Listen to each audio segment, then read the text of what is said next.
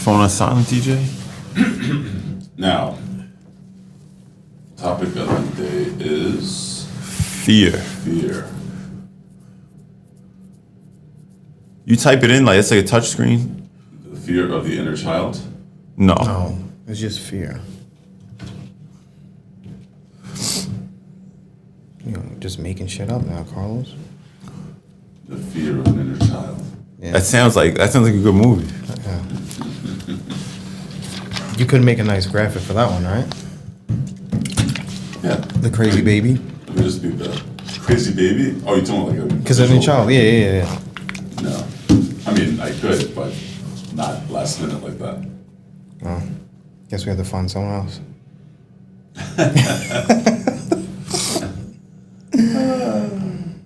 See you later, guys.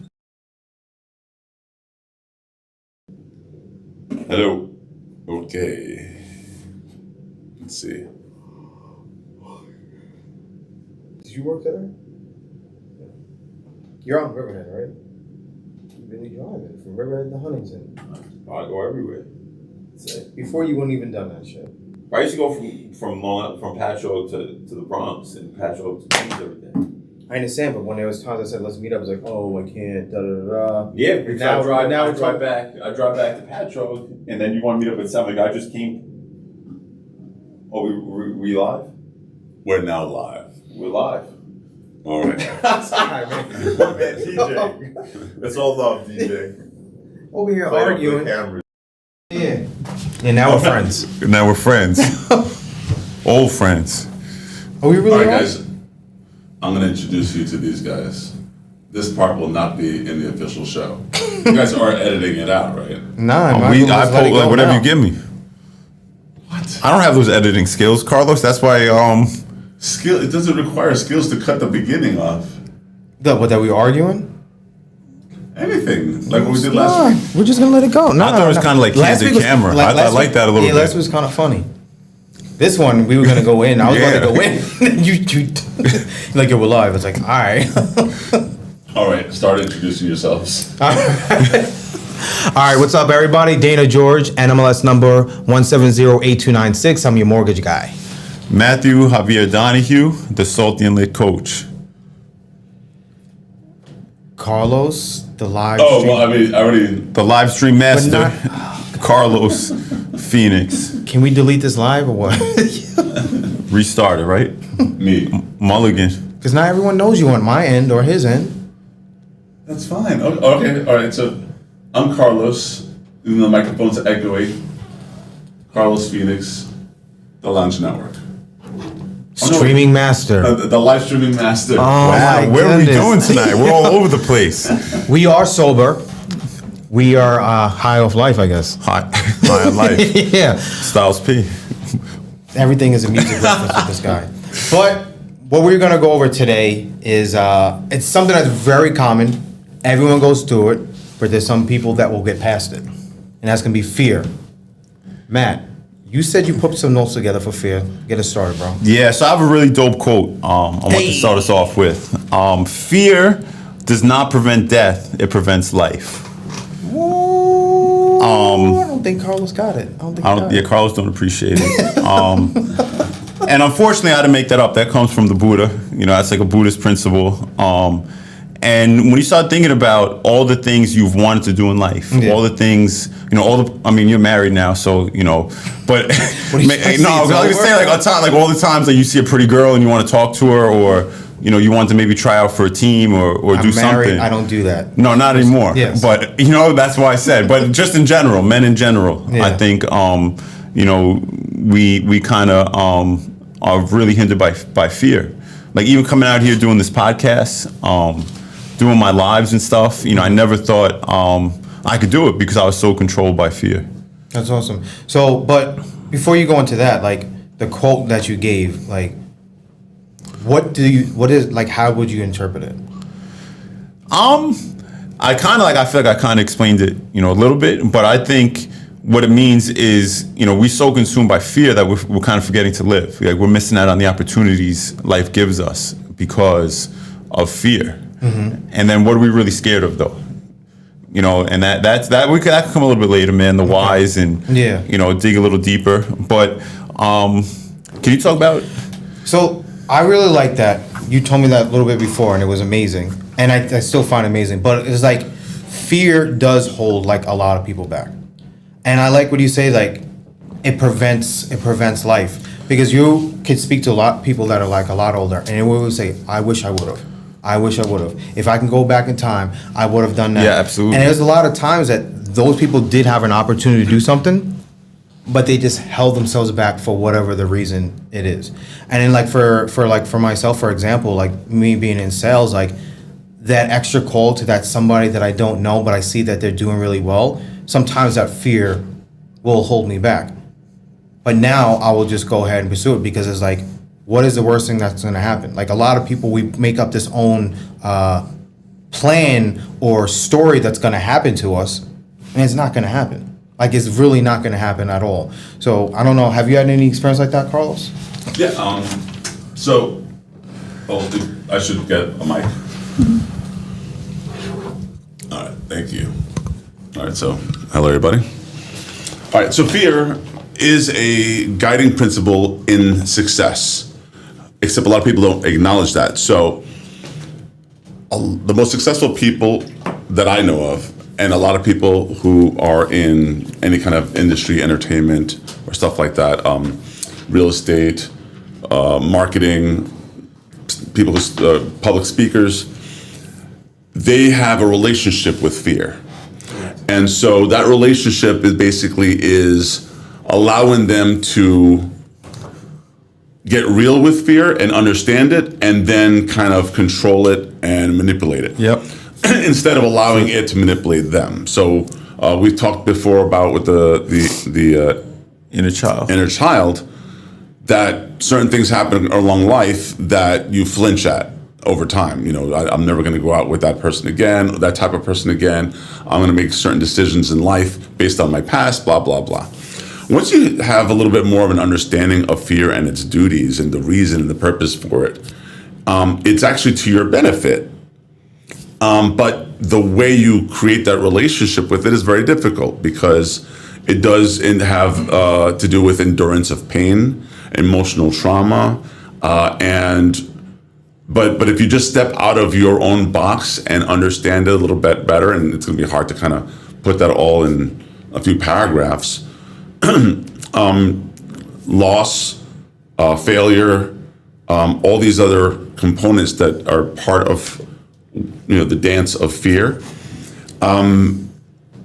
ends up being something where it allows you to make wise decisions because you can understand it better, and you'll be able to say, you know what, I'm not as afraid of talking to this person, whether it's a consumer, a customer, a potential investor, a woman, that type of stuff, than jumping in front of a bus.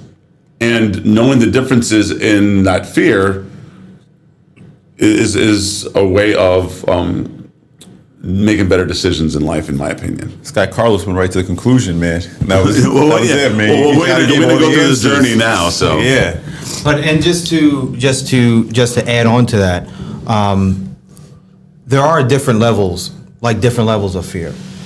So you could see someone that you're trying to emulate, be like, be in the same profession, and you could see that individual go ahead and do something, and you might be afraid, and you think there's actually something wrong with you, and that's not correct at all. And that was something that I fought through for a long time, and still fighting through it because as you get better, you hit different tiers and you get certain uncomfortableness. So if you are afraid, unless it's like jumping in front of a bus, like Carl said, like it might be you're going in a good direction. It might be that you are going in the right direction because you are very uncomfortable and you are afraid. It's like, should I take that next step? And more than likely, you most likely should take that step if you're feeling that much fear, unless you're jumping off a cliff. Well, that's kind of like a different thing. That's like logically speaking, you shouldn't jump off a cliff. That's like a logic. We don't need fear. Like I'm not scared to jump off a cliff. If I jump off a cliff, I'm gonna die. Well, it's not true. People jump off the cliff all the time, hang glide. They're But I flying mean, in the that's air. Yeah. yeah. But I know what you're saying. Just to make a joke, but go ahead. No, but with the parachute, go ahead, jump. You know, have fun. Go live a little bit, right? I won't do that. I'll stay in my comfort zone on that one. Yeah. So like something I was reading about pretty recently was like the kind of like the origin, not the origin of fear, but like how we're all born with fear, right? Like, and it goes back to even like the ancient man. And then I started learning about like the physiological responses we have now and how it's tied into back in the day. You know, like you guys, you know, you're the saying like you're so scared like you shit your pants. Pardon the language, right? Yeah. But you know, that's a physiological. So cavemen used to like shit their pants to make them run fast. Like they could, now they weigh less, so they could run faster. You know, we get sweaty, right? When we're nervous, we get really nervous, we get really uncomfortable, we start sweating.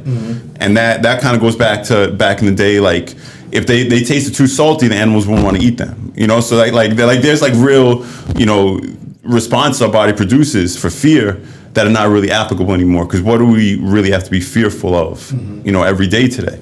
You know, we don't have like, you know, what are saber-toothed tigers like ready to jump out, you know, the bushes and eat us? You know what I'm saying? So why do we still react that same way? That's cool. Well, I think we changed, you know, as time progressed, going back as far as the caveman, you know, now we're afraid of the bill collector, right? I mean, Yeah. we're afraid of our bosses. Yeah. We're afraid of a whole other dynamic. But that's an acquired fear, though, right? That's not like we're not born fearful of the bill. We're fearful of bill collectors. We're not paying our bills, right? So all these other fears, I feel like we could kind of work our way through, right? How? Facing it. Number one is facing it. You know, I remember back in the day, right? I'll never forget. You know, we went to the town pools. You ever been to the town pools in like Brookhaven? Nah. I was okay. Yeah, you know. Well, you know what I'm saying. One of my neighbors had a guest pass, and you know, she brought us. You know, me and my brothers, and like her daughter, and you know, they had sons about our age, so we're all hanging out. And you know, I grew up with them, but the sister Teresa, you know, she was a couple years older than me. I had like the biggest crush on her throughout elementary school. I knew we were going there. You know, so like 5th or 6th grade, and they had like this high dive at the pool. You know what I'm saying? It's probably like, thinking on it now, it's probably like 10, maybe 12 feet, but when you're in 5th grade, like that joint looked like it was like 25 feet in the air. You know what I'm saying? It looked like 30 feet. You know what I'm saying? So Teresa was like talking about one of her friends, how her friends, you know, dived off the thing and how she was so impressed. I'm like, watch, I'm gonna show Teresa what's up. So I started walking over there, and I noticed that's always a problem. Yeah. always a problem. So this is 5th grade, Matt, you know, maybe 6th grade, and I see the lifeguard, and the lifeguard is bad too. So now in my mind, I'm like, this is a win-win this is a win-win situation, because I could impress Teresa. If I get really hurt and I drown, I'm gonna have a hot like lifeguard like Squints and you know Sandlot, you know, with Wendy Peppercorn. Sandlot. I was like, you know, so maybe I get mouth to mouth from this pretty lifeguard. Maybe I can get both girls. You know, I'm thinking, you know, so I'm really thinking like this dive is gonna like change, you know, my life. You know what I'm saying? So Sounds like there was no fear in this, bro. yo, I get up there. Then I look down. I've jumped off it like 100 times, but I never dove off it. So I get to the top, and I look down, and I'm like, yo, Dad, I need you. And I called out for my dad, and he came and picked. No, I'm just kidding. Hell no. I'm just joking. I jumped. I did the dive, and I landed flat on my back. Like, you know, you're diving down, and if you don't do it the right way, like you start tilting. Yeah. I landed flat on my back, bro. I didn't get mouth to mouth. I didn't impress Teresa, and I couldn't lay down on my back for like a week. But the point is, I faced my fear, and I did it. You know, I jumped, I dove off the high dive, and not a lot of people could say that. You know what I'm saying? So that was like something I felt special about when I was in 5th grade. But on a more kind of like serious note, I think that was very serious. it was serious, but I said it, you know. But Teresa, you know, she's married now. We're still close. But you know, Dante, I'm sorry, man.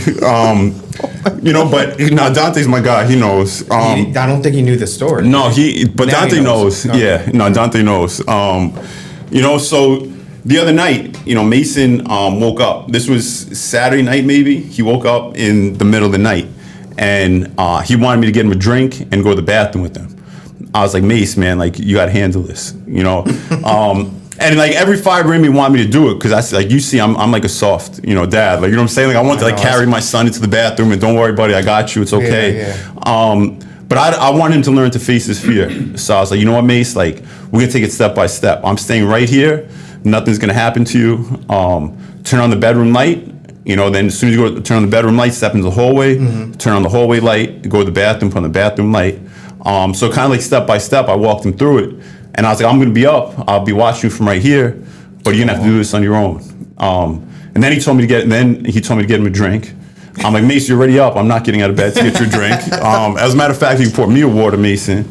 So he came back with, two nice waters. But he faced his fear. And then, you could tell he was, pissed. When I told him to do it at first, I'm not doing it. I'm just going to hold it in, Daddy. And then he did it, and he came back, and he had, this big smile on his face. And he was really, proud of himself, facing it. There's, two things in that story right here. Is facing your fears. And in two, which people don't like to believe in, is a mentor and a coach. I like how you did that. A mentor and a coach. Yeah, like how I pulled that out. Right? That was dope. My man DJ, bro, that was dope, DJ. But it's seriously, so it's fear. When you're a child, we have fear. When we're adults, we have fears. But when you're afraid as an adult, it's frowned upon, it's looked down on, and you have to cover it and hide it. I'm afraid, I'm fine, I can't do it. But meanwhile, you're not progressing. But then when you're a child, you're gonna push the kid out the nest. I got you. This is all you have to do. Turn what switch on? Make it left, right, turn the next switch on. Left, right, left. Isn't that what coaching is for? So if you didn't do that for him, figure it out, bro. Go. And just figure, he probably wouldn't have done it that night. Eventually he might have done it, but he probably wouldn't have done it that night. So, but when we get to a certain age, we don't need that assistance anymore. Well, I think, so part of the, I think getting a coach and a mentor is fear in itself. Why do I need someone else to tell me I'm a grown man, I'm a grown woman. Why would I need anyone else? It's I know what I'm doing. It's there's always someone that's better in certain circumstances. And I think if you cannot swallow your pride and ego and say that I do need help, I think that's an issue. And that is fear. That comes down to fear. You're looking at me, so I'm going to pass this mic over. Oh, okay. Well, I'll tell you a little story that occurred to me this past weekend. So a friend of mine passed away. He had a heart attack. Sorry to hear that, Carlos. And so that was an element where it brought a lot of people together. And we've been apart because of fear, the pandemic. And but a lot of us treasured his friendship, and we all got together and celebrated his life. But so we go to the funeral. He's buried. We go out to lunch, and we have a good lunch, and then we all kind of part ways, and maybe we'll meet later tonight. That the type of thing. So I'm walking by this Walgreens, and something's telling me to go inside this Walgreens. And I don't know what it is. I'm not a religious person, so I don't think it was like an angel or anything like that. But anyway, I didn't need anything. I didn't need anything to drink. I didn't need any deodorant. I didn't need anything. But I go in, whatever. I'm going through the aisles, and I'm checking out. Maybe there's a sale or something, and I saw some stuff that I wanted to pick up. Next thing you know, I hear someone yelling in one of the aisles, "Call 911." And she's freaking out. You can hear the panic in her voice. So I'm like, what the hell's going on? So I kind of, instead of running away or whatever, I go into the aisle, and I see that there's this guy just grabbing a bunch of stuff off the shelves, throwing it in a bag, and who knows what else he's going to do. I don't know. But he was really close to the woman. The woman was just trying to, be intimidating in some way, but, that wasn't happening. She was a petite she's a petite woman, and he just kept doing his thing. No fear. No fear. There we go. No fear. Yeah, he just was. So I was worried for her. So I decide, all right, well, nobody else is getting involved, and there's at least 10 people in the store. But I decide to just get in between her and him. And I grab him by the shoulders, and I'm like, dude, put down the bag. And he just looks at me in the eye. Nothing. He just wants to keep doing his thing. So he tries to push through me, but I'm a big guy. He's not shoving nothing. My head is thinking, all right, Do I punch him? Do I throw him down the floor? Do I do? But then I'm realizing, well, then I'm going to go to jail because that's just, if you do first strike, that's it. And then he decides to run the other way around and go another aisle and run out, which he does. And right there, I'm like, all right, what am I supposed to do? Should I try to deck him or should I chase him or what? And I'm just like, I don't know what to do. So I don't know if that's fear per se. I can say that I didn't have any fear approaching him, but I should have. There are times when I think fear should kick in and stop you from doing stupid things. Because if he had a weapon, there I am, just saying, please just shoot me. It's not always a good idea to overcome all your fears. I believe fears are there for a reason that are constructive in life. People who like to zigzag in the highway, that's just dumb, overcoming your fears. So I bet you that was, Officer, I'm just showing. he's signaling that he wants to do that. But, so, fear is an interesting necessity, I believe, that we just have to have a better understanding of, as opposed to just letting it overtake us and manipulate us every time. We have to have a really good relationship with fear. Just as much as we have to have good relationships with our intelligence and other stuff like that. Because fear definitely comes to play when you know that that there's certain people that are talented, and for whatever reason, they choose not to pursue their talent or their passion and stuff like that. And I think that's the road that we want to go down and talk about. Yeah, absolutely. Definitely more the emotional and psychological fear than physical fear. My man Carlos said, goddamn hero over here, bro, trying to They said, are you a cop? I'm like, no, I'm not a cop. he's just a good guy. I'm just an idiot. I'm just an idiot putting myself in places I shouldn't be. I definitely said there was levels of fear. He heard 911 and went to it. I heard 911. All right, I'm putting my stuff down. I'm gonna walking go out out. the door. Yeah, gonna walk right out. So that's the levels of fear that I guess that we're talking about. You're a hero and I'm not. I mean, is it? So there was that guy. There was the killings that occurred for Chinese New Year, Yes. and I think 10 people died, whatever. But he was going to do it again in another shop. And if you can't hear me, I apologize. But all right. And there was a kid, well, not a kid, a young 20-something-year-old guy who saw the gun. And the first thought of his head was, I'm going to die. This is similar to, something that I did just this past weekend. But there was a gun involved. And so he just lunged at the gun and fought the guy, got thrown around, got hit in the head a few times, stuff like that, and was able to get the gun out of the guy's hand. And he aimed the gun at the guy and said, look, I'll shoot, get out of here. Just told the guy to get out. And was able to save the people at this dance hall. I guess they like to practice dancing and stuff. That's very heroic, but we could have had a story where he was dead, along with others. Sometimes that's the right time, And then this is where you can start getting into religion too. Like if, he just felt like he's going to be protected by God and he just went for it, Yeah. that type of thing. But Adrenaline. Like the flight adrenaline. flight or fight. totally, that's true. That's true. And that's part of Fight or flight. some of the conversation here. Yeah. Sorry, Matt. Oh, yeah. So thank you for sharing that too, Carlos, man. Hero, Carlos. No, that was idiocy. That was dumb. I'm gonna bring you a cape in tomorrow.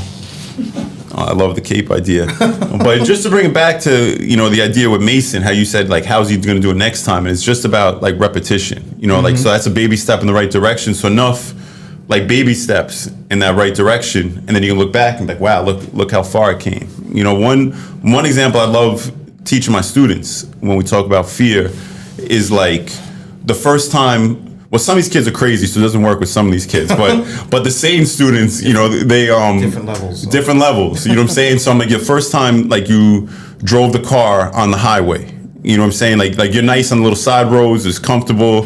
You know what I'm saying? With the 20 mile per hour, you're like speed limit. Yeah. Then you get on the highway for the first time. And I don't know if you, I mean, we're not that old. You remember the first time being on the highway DJing. And for me, at least, you know, it was kind of like, oh my God, like I hope I don't die, you know? And then the second time was a little bit easier, and the third time was a little bit easier. Now we go on the highway like it's second nature. Yeah. You know what I'm saying? So just the more you do it, you know, the easier it becomes.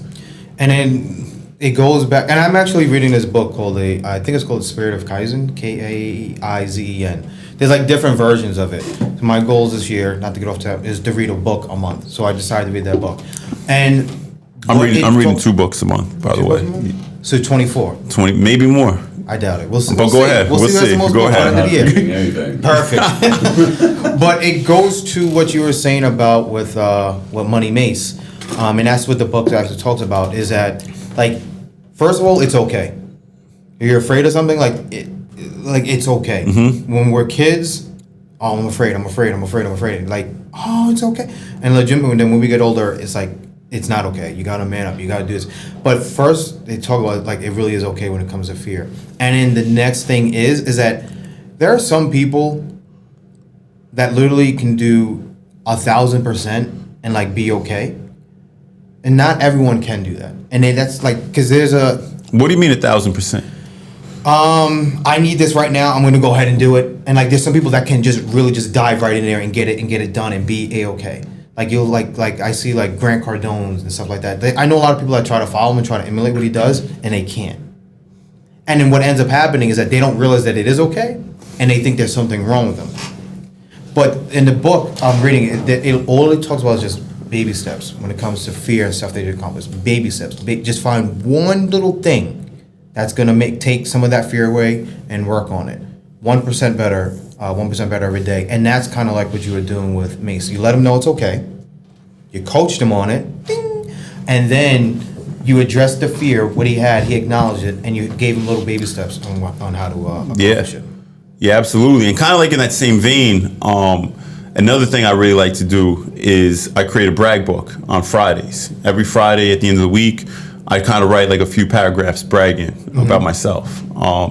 You know, and all the little accomplishments. That way, and I have my students do every Friday. They know like today's, you know, bragging Friday. So my students, the first 5 minutes of class, they brag about all the accomplishments they did that week, and we share like the first 10 to 15 minutes of class. We're sharing out, you know, what we're bragging about, and we all kind of clap for each other. And it's a cool experience. You know what I'm saying? And the reason behind it is because if I can, you know, read this brag book a month from now, like, yo, look what I used to be scared of. Look what I did here. Look what I did here. Like, yo, I'm brave. I'm powerful. I'm unstoppable because I could see my progress. You know what I'm saying? It's pretty dope. And that's like a really powerful thing. Yeah. And now it got to the point kind of where like, I get so, you know me in the past. Like I feel like I still am humble. I'm just more confident now. You know what I'm saying? But, you know, there's a couple times where I'm teaching a lesson, and I'll think of something on the spot, and I'll even stop myself mid-lesson. I'm like, yo, damn, that was mad smart. and my students like kind of laugh, like, yeah, Mr. D, keep patting yourself on the back. But but That's they love a it. good thing. Yeah, It's a very good thing. We don't do it enough. I shock myself sometimes. It's amazing. But it's just like that. So bragging about that, I can see like, look where I was, look where I'm at, and then a year from now, I'm going to be even further.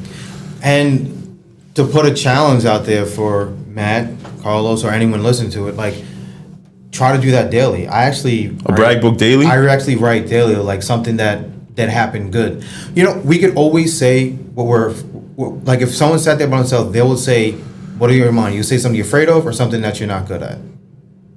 And then like you just get stuck with there. And then like you just let that melt in your head and that just takes up space in your head. But like when you sit down and say, what did I do that was good today? It's really hard for a lot of people to do that. And that could be extra steps like what you're saying towards your fear. So if you have a goal and you're like, oh my God, I'm absolutely afraid. There's no way I could hit that goal. But if you set daily goals and mini goals of what you want to do to hit that fear, and then you write, Yep. like, well, I was going to make 5 calls today, And then like you might at the end of the day might not it's like I didn't accomplish my goal. But then when you sat there and think about it, it's like, oh, I made 8 goals today, and then they went real well, and then it led to this. Like it will be like a I think you said it last week, the week before, a snowflake will go down into an avalanche. Yep. And it goes the same way with fear as well. Like if you think about how long you might have been afraid of something, why do we think that just like that we could just turn it off?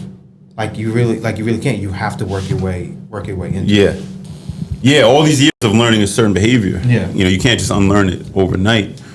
You're on the mic, Carlos? Are you just passing it over? You're just passing it over to me. So really, just one other thing I really like to do is detach from the situation. And I know detachment sounds usually like a bad thing, right? You detach, like you're cutting off your feelings, and I don't mean detach in that sense. I mean like detach more so like we're afraid of losing items, or we're afraid of losing people, but we kind of, I'm trying to think the right way to put it. Like I understand now, like everything I have is borrowed. You know what I'm saying? So I don't have anything to lose because everything I have, even my time, my life, my son, everything is borrowed. Like one day, I'm not gonna have it anymore. I got to give it back. You know what I'm saying? So that allows me to enjoy it while I have it more instead of worrying about losing it. So I have a statement on that where, and I learned this, so it's not like I just invented it, but this is like the meaning of life. So it's a very simple thing, but it's almost exactly what you just said. And so here it goes, because it's really going to be difficult for a lot of people to just grasp. And here goes. So life is empty and meaningless, but it's meaningless that it's meaningless.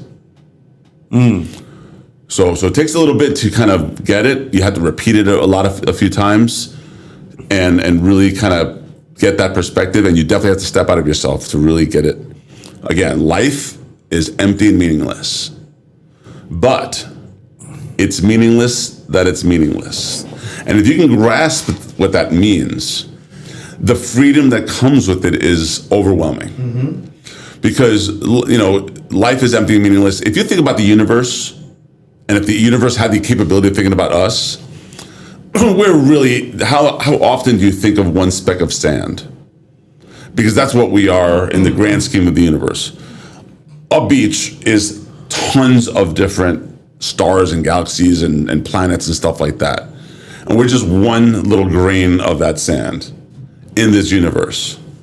So when you think about your bills, your problems, your fears, the things that stop you from doing anything and accomplishing anything, and you think about how the universe sees you, because now you're within that grain of sand, your problems are nothing. Yep. And then you think in terms of the speck of time. Let's go back to that caveman that you're talking about who poops in his pants to survive. Did we ever care and give it a thought? No. He was on his own a million years ago, millions of years, whatever time. The key, though, is once you acknowledge that, once you realize that all these problems, all that pressure that you put yourself under and are afraid of everything that moves type of thing, and you can acknowledge that it really has no meaning to anything or anyone truly. I mean, there's people that care about you, of course, but we're not talking about that. If you can let that go, that's the but part. Life is empty and meaningless, but now that you acknowledge that it's meaningless, that also is meaningless. And so in theory, the acknowledgement of all this is, if none of all that pressure means anything, make decisions that you want. Don't be afraid of the results outside of killing somebody, because that'll put you in jail and then you lose all that freedom that you thought you just had. And allow yourself the joys of just freely making a decision, freely going towards the goals that you want, so that when you pass away, and I just was at a funeral, so this was a conversation. When you pass away, what's the last thoughts that people have before they acknowledge that they're dying? I wish I had Exactly. blank. And Now you have that true freedom of saying, you know what? I don't have to say I wish I had, because at least I tried. Doesn't mean that once you have all this freedom, you're going to succeed in everything. But the effort is the joy. And that's all I have to say about that. The effort is the joy. I like that. And that reminds me, I just watched this really interesting documentary. It was kind of like mind blowing. It actually like really hurt my brain to watch this, and I really had a hard time sleeping afterwards. And it was something about infinity on Netflix. I think it was To Infinity, and it's kind of said exactly what you were saying, like how we in the scope of infinity, like we're nothing. Like what does it matter? What do our lives matter? So why, if we don't matter, then why do we we do matter to each other, but in the grand scheme of things, like why do we care? Like why are we so fearful? It was deep. No, it was deep because like fear and detach are like huge things that we add a lot of meaning and value to, and we might not even need to do it, and we probably shouldn't even do it. And like the detach has helped with fear for me. No, I still have my fear. I'm afraid of spiders. I'm afraid of heights. I haven't detached and did stuff along those lines. But when it comes to, like other things, where I remember like detach is like a really huge concept for me, because there's a lot of times where you go to work, something at work bothered you, you didn't detach from it. You drive home, you didn't detach from it. You open up your door, kids come to see you, spouse come to see you, you didn't detach, and you're just pissed off.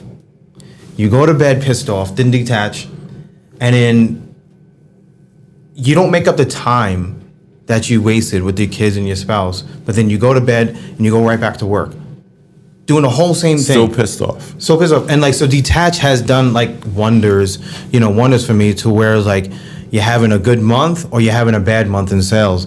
It could be easily, you could bring that home. Bring that to anyone. It's like, yo, this is crazy. Don't aim with this, doing that. I mean, like, so detaching like is really big on that concept. But I think it's really good with like your fears as well. Like your fears are gonna be there. But are you gonna do a little by little, like what you said, eventually get over the fear, or at least lessen the fear? Yeah. And maybe can you detach yourself from that fear? All right, I'm afraid of the dark. But right now, my goal is to turn on that light switch right there. I'm going to detach from this fear. I'm going to take my left step, my right step, and flip the switch on. And Money Mace, I know, felt so excited when he did that. He was hyped. Yeah, like he was like hyped. super hyped. So, like the story like with yours is like my middle son Oliver. He's like, I'm not going to school. I'm afraid to go to school. I don't want to go to school. He's not in school yet. The September's coming, so I enrolled him into like a local My Gym. I don't want to go. It's like a little karate class. They teach you some karate, but it's really more from England. And like he was grabbing on to my leg.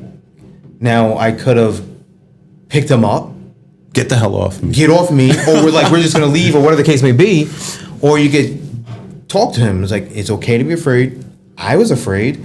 And then you just walk him in and you push him a little bit, and then he detached from it, still afraid, because I saw it in his face as he turned around and looked at me. So I was so proud of him, because he was still afraid, but like he unknowingly, because he's still young, detached from it and still did it, and now he wants to go every Monday, because he thinks he's My cool man with Oliver. karate. Yeah, so That's it's what's like so if a 4-year-old who doesn't really grasp the concept of everything can do it, like we all should be able to give a nice attempt to do it, especially if there's a goal that you want to hit. Detach, and face our fears. Some of it could be crazy, like the story he had. Some of it could be a fun story, like what you had with the diving board. That was a fun story. Now it's fun. It wasn't too fun. Yeah. But you still Wendy did it. Peppercorn. Yeah. But like a lot of it, some of the fears that we do have are just made up. Absolutely. And more than likely, nothing's going to happen. It's like, yo, when you told me you're afraid, right? Yeah, and you did it. What happened? Nothing. Nothing. Yes. Now, I'm not gonna say to be like a superhero like Captain Carlos over here. I'm not recommending anyone to go ahead and do that. But but there's other things that we could, on different levels, we could work with and go from there. Yeah, like really quickly, just and it kind of ties into what both of you guys were saying. I have this really good friend that I don't know if I should say his name or not, but you played basketball with him a couple times with me and my group. And I've gone out with him to Patchogue a few times. And this guy is like a shark. You know what I'm saying? Like we see women and he's like a shark. And there's like just prey everywhere. Yeah, please don't say names. And I'm saying, no, I don't want to put him out there, but I think he'd be proud maybe. I don't know. But you know what I'm saying? So he'd go out and sometimes it's not Carlos, it's Sarah, it's not DJ. Oh, yeah, I don't go out. Don, it's not DJ. You know what I'm saying? So we go out and I mean, we just casually like this, and you see a girl get up, he just walk, sit at a table, start hollering at her, doing his thing. That's crazy. Like no fear at all. And I'm like the opposite. I'm very like kind of more reserved. And I said to him like, yo, like you got shut down. Like, I mean, I might have lost count, but I was counting it because I wanted to see. Like, I've noticed it, but I wanted to keep counting one night. I'm like, yo, you got shut down 27 times tonight, bro. And he's like, I didn't get shut down 27 times. No, first, and he's got a real heavy Puerto Rican accent, so he's like, Maddie, I didn't get shut down 27 times. I succeeded 3 times, and he was just hyped that he got the 3 numbers, and it, you know what I'm saying. So when that kind of like talked about what Carlos was saying about flipping the mentality, where I didn't lose 27 times, I succeeded 3 times. Yeah. You know what I'm saying? So just have that kind of mentality. But I also think that takes a great deal of confidence, and you just don't fear rejection like at all. A little, but I'm pretty sure the very first day he did it, he was probably pooping his pants like a caveman. And now it's just me then- driving on the highway. That's it. Well, Carlos standing between a woman and a robber. Like That's it. You just do it. You just do it. Absolutely. Carlos, anything before? Any what? Anything before we go? Not well. Yeah, that's something. I saw it on his head. So I'm doing a new podcast, just like we're having a little podcast here. Plug away. Tell me your name. So the name of the podcast is called Garage. The Garage Podcast. It's called Garage because everybody's always saying, "Well, that's a weird name." It's the concept is if you think about any large business, Amazon, Facebook, Apple, Hewlett Packard.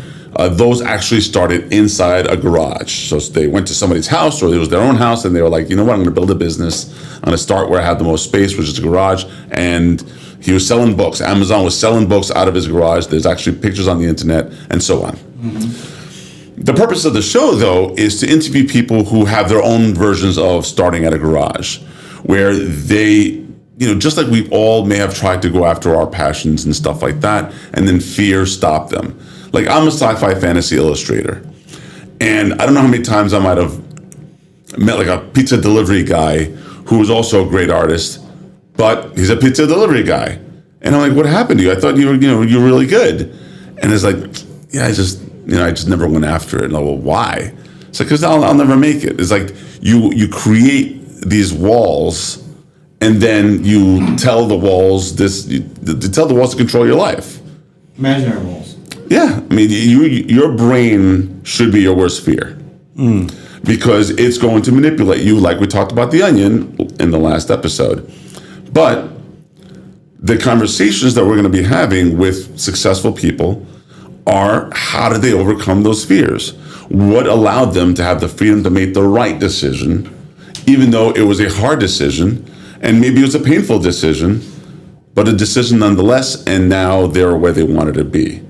So one of my friends, my first episode, multiple award winner, he's gotten Emmys, he's a Disney artist and so on. Second, he's gonna, so we're gonna do that live February 5th. And then we have another episode coming up with a person that I've interviewed before, but we're gonna talk about his life as a Latino who's now a director in film and television. And because that in itself had, in his beginnings, things that he had to tackle. It's not easy being an ethnic anything in a lot of careers. So that's where we're going to talk about their overcoming of their fears. So this was a great topic today. That's awesome. When is it? When are you going to start with that? February 5th. February 5th. That's dope. Question: how long were you thinking about doing that for? So, Yeah. so I started imagining the process of doing it for about 6 to 10 months ago, How long? and it wasn't that I couldn't do it. I could have done it that day, but I wanted it to be really well thought out. I wanted to have the right guests. I also wanted to have it look good, so there's a certain design and look and aesthetic. I had to do my branding. Plus, we also want to create merchandise where we're going to take the quotes of some of the best parts of certain podcasts and create merchandise out of that, so that people who watch it and love, the information, because now hopefully it'll help them overcome some fears, can wear something that inspired them to actually overcome those fears. It's really dope. I think that's gonna be like a really great idea, because a lot of times, and I've been guilty of it, is that you see a finished product, but you don't know the backstory of it. A lot of times people think it's like, oh, it's easy for you because you won the award, but they don't know what happened behind closed doors. So hopefully whoever goes on to the show, like, they go deep into like how it started and all the rejection and all the fears that they took, and how many times their family told them, why don't you just get a regular job, bro? Like, what are you doing? You Oh my get God! benefits. I can't tell you how many times I've heard that. As an artist, you're in your room, right? You're not in an office. You're not anywhere in particular. You're in your room, where if your door's closed, people think you're just sleeping all day long. When you're like painting, and maybe you hired a model, or and then usually I used to do this over in the middle of the night, so that way nobody would bother me. And man, my parents, they were very supportive. So they supported me in high school and college, which was art schools that I went to. So that was, but they still had their doubts, starving artist stories and all that type of stuff. And it's really difficult to pursue your passion. It's very difficult to just go for it all the time. And it doesn't mean that you're going to succeed at all. You just do it in hopes that, and thing is, a lot of people don't realize that it's not that different than having a job. When you go to your job, the first times you sit in those offices or whatever, and they're training you and repeating the different steps you got to do, all of that, everything in life is repetition. And we just don't appreciate that. It's really, I'm simplifying it, but it really comes down to repeating certain things, and each time you're repeating it, you're overcoming that fear, because you start gaining confidence, and confidence is the other side of fear. Being able to say, you know what, I dared to do it that one time, and then the next time, now I just kind of know that bad things don't always happen, and you then gain that confidence, and that's really what it takes. And so what you're going to hear in a lot of these stories, because I want to pull their stories in terms of, so when you were a kid, what were the things that scared you? Like, what were the things that started making you, I want to learn, because it's a lesson for me too, of, as a child, how did you overcome it? And then as your parents were against you, how did you overcome it? And as your teachers were against you, how did you overcome it? And then when your first bosses were, how did you overcome it? Some of them didn't even go to college. To me, that's mind-blowing. I did go to college, but I didn't graduate because I learned what they learned. Nobody ever asked for my degree. So I'm not saying that applies for everybody. If you're a doctor, you need your degree. But, there's certain things that are not always predictable, and that's just what the path of life is. Mm-hmm. But we have to get excited about going through it, fear or no fear. Yeah. I was just watching a Facebook reel, and Jason Tatum, who was speaking, NBA player. The reel was probably like 33 seconds, and he said that when he was younger, his teacher and his classmates made fun of him because he said he wanted to go to the NBA. And did you see the reel? Yeah. And they said they were laughing at him. I didn't see the reel. Oh, I saw the reel. I didn't read the story, and they said they were all laughing at him. And he's probably the best player in the NBA right now. That's not crazy, but he's one of the he's one of the best NBA players right now. And even if he's the top 20, he's definitely top 10. The point is he's in. He's up there. Yeah, so not only is he is elite. Yeah. He's an elite player in the league. So just so that just goes hand in hand, is like you're not gonna always get the support that you think you're gonna get. So You know, like sometimes like we have fear, so we might want to lean on our loved ones to help support us. Like they don't intentionally try to knock you down a lot of times. They just like, be more realistic and this and the third. Like you do got to be crazy for what we're going to do, in our lives. And then another thing is that you said, go ahead. comment on something? Yeah, go ahead.